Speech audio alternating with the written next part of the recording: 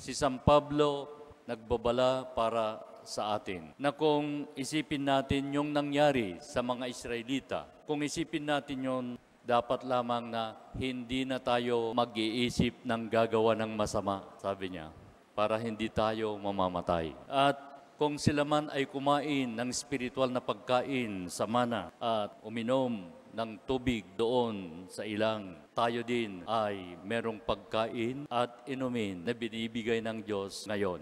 Ano yung pagkain at inumin na binibigay ng Diyos? Ang Eucharistia.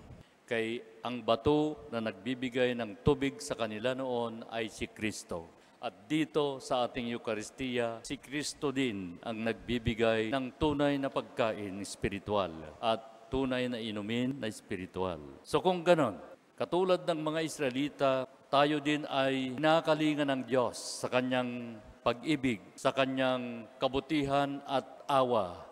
Malalaman natin ito sa tuwing nagse-celebrate tayo ng Eucharistia at nagkukumpisal. Dito malalaman ngayon ang mga Kristiyanos na ang Diyos na ako ay patuloy na nagmamahal, nangangalaga sa pamamagitan ng mga sakramento ng simbahan natin, lalong-lalo na ang Eucharistia at kumpisal.